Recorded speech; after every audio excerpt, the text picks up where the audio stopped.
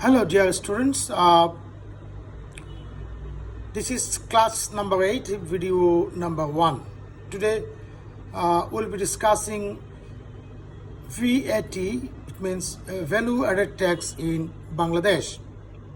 In the last class, in the last video, you have seen international taxations. Also, in the last class, Zoom class, I discussed issues regarding international taxation. So that's all for the international taxation. No more discussion regarding international taxation. So we'll be discussing value added tax today. Value added tax means in abbreviated form, this is known as VAT. So our topic is VAT in Bangladesh. Value added tax is an indirect tax. Whereas income tax is a direct tax, value added tax is an indirect tax.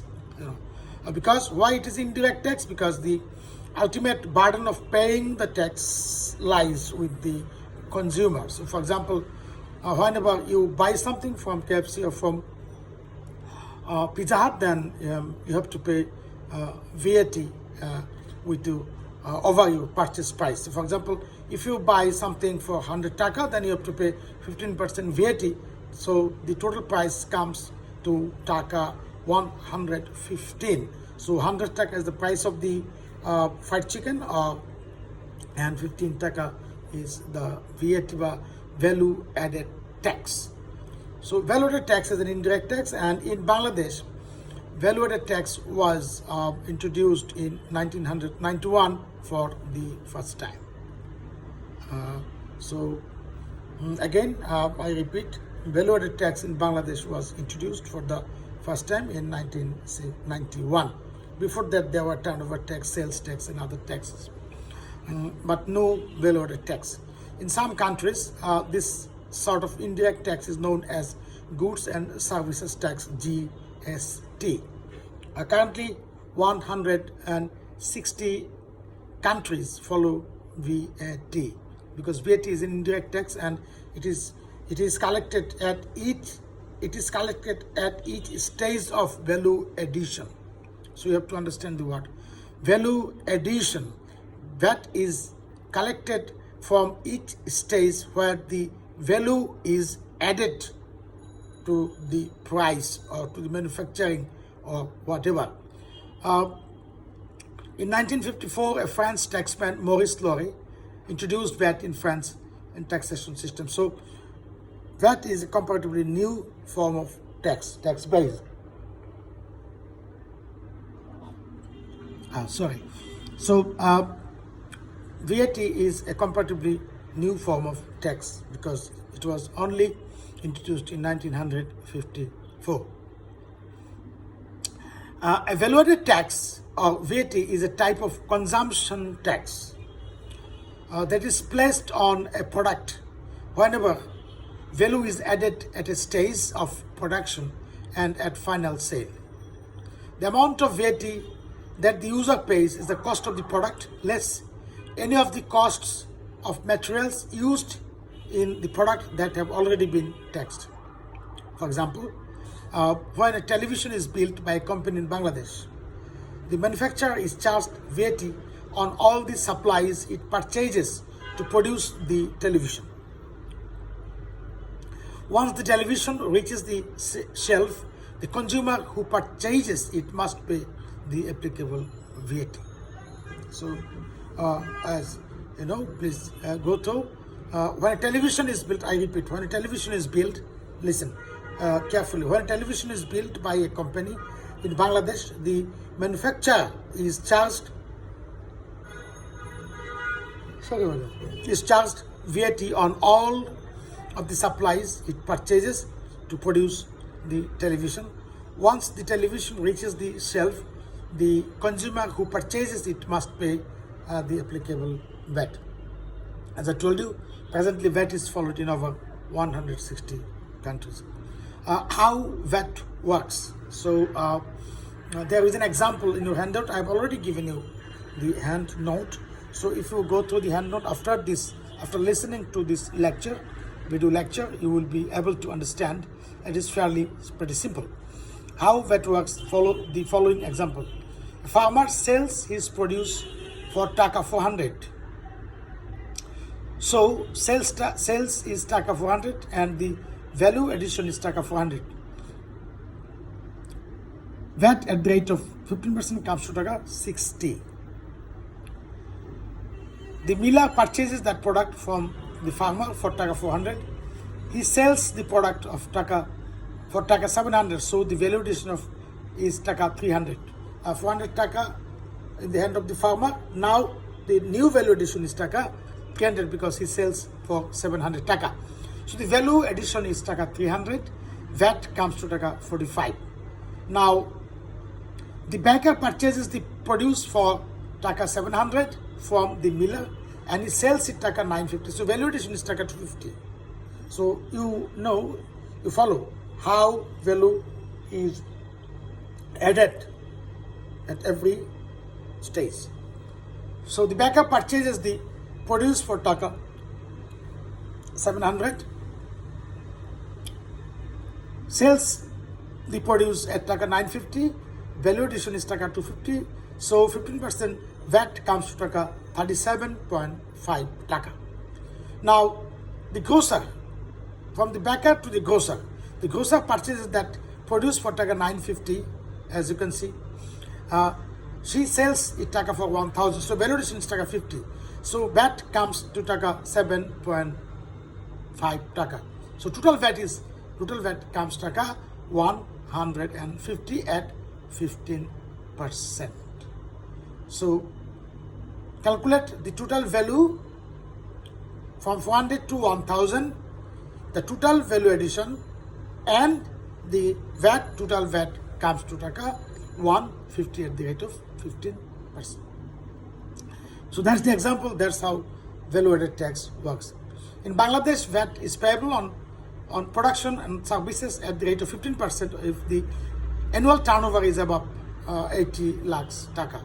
On imports, VAT is payable at the rate of 15% irrespective of the quantum. In respect of several services, VAT is imposed at a truncated rate as fixed by the National Board of Revenue.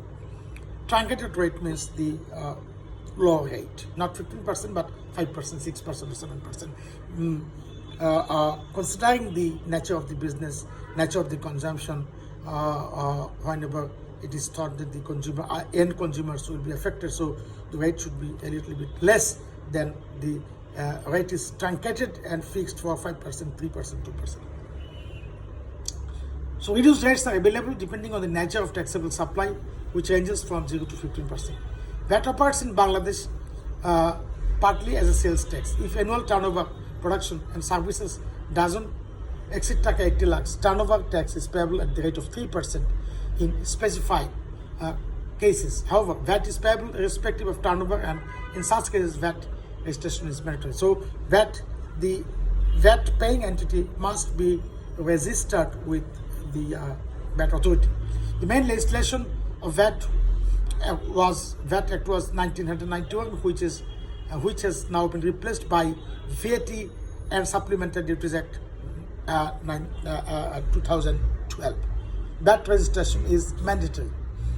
Turnover tax is at 3% to be paid by persons and organizations having turnover amount not exceeding BDT 80 lakhs and who is not required to be registered for VAT under Section 15. Supplementary duty at different rates ranging from 10 to 500% on luxurious, non-essential and socially undesirable goods. So according to Section 3.1 of the value-added tax, former value-added tax, VAT is imposed 15% on the following services: all goods imported or supplied in Bangladesh, all services provided or imported in Bangladesh, any goods or services exported or demand to have been exported from Bangladesh, food and other things, any goods intended to be re-imported in Bangladesh, goods, etc., etc.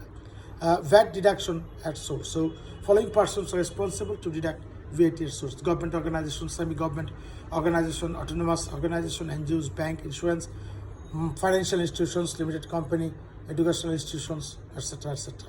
New VAT Act. So VAT Act 1991 fails to create business-friendly environment. Establishing VAT chain is not possible for truncated rate and tariff value, limited scope of input tax credit. So there is new rule now, new act now, VAT Act 2012. Issued Value Tax Supplementary Duties Act rules 216. Design all forms. It is to get credit under the new act. The person who wants the credit must keep the books of accounts. It means that the system is that at the manufacturing level, whenever you pay VAT, then say you pay VAT 10 taka, then whenever you sell that product to the other person, then you get a credit of the 10 taka. That is, this 10 taka tax is being set off from the total amount of tax, because that is the only tax that you already paid to the government. So if you want to get the credit, so you can take this tax back as in the system of credit.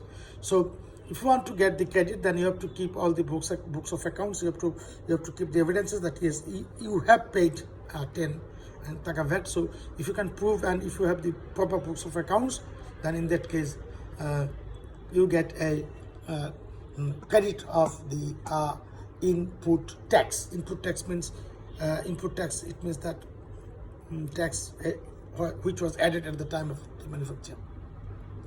Basic feature of the new act keeps small business out of VAT. No VAT or turnover tax for business whose yearly turnover is up to 30 lakhs at 3% truncated rate of tax on business having annual turnover 30 lakhs but not exceeding 80 lakhs. VAT at 15% of business having yearly turnover 80 lakhs follows the registration principle of the Company Act. One company, one registration. Branch registration is optional. So you have to be registered as according to the new VAT Act. Now, what is the advantages of VAT? As you know that VAT is an indirect tax. So if the main advantage of VAT is that there is no chance that government misses the tax, because value-added tax is collected from each stage of value addition. So if there is proper documentation, then it is very easy for the government to collect the tax, and the government can collect the tax early. In case of income tax, except in advance tax and as tax deducted at source, taxes being paid after the assessment is made according to Chapter 8 of the Income Tax Ordinance 1984. But in case of VAT, you can collect tax month-wise, every month. Whenever there is a value addition in a factory, in a shop, you just collect the value added tax. So it's an advantage for the government that the government gets the tax earlier than the income tax. And the government since it's indirect tax, its ultimate burden is borne by the consumer, so it's a disadvantage. But the advantage for the government is that the government can collect huge amount of revenue because this tax VAT is paid on the consumption by the consumer. So whenever you pay income tax, in fact you don't get anything directly from the government. But whenever you pay VAT, 15% VAT, the present VAT rate in Bangladesh is 15%.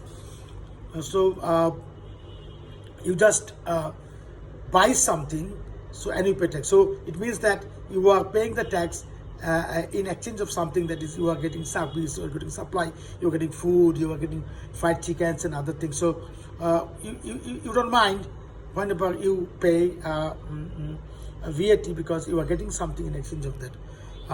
So that's a good sign. That's a good advantage for the government, that the government can collect huge amount of VAT from the consumer or from the business. So for example purpose, there might be one question from the VAT, because we have discussed shortly VAT. There might be one question. So already I have given you the handout with advantages and disadvantages of VAT. So please go through, and if you don't understand anything which is beyond your apprehension, beyond your comprehension, then please ask me the questions. We'll be meeting in the consultation class tomorrow or the day after at a convenient time. Please let me know when it is convenient for you to meet with me for a consultation class. So that's all for from the VAT class. See you in the next class with the new chapter. So new issues like customs or gift tax. Until then, take care. Goodbye. Good Hafiz.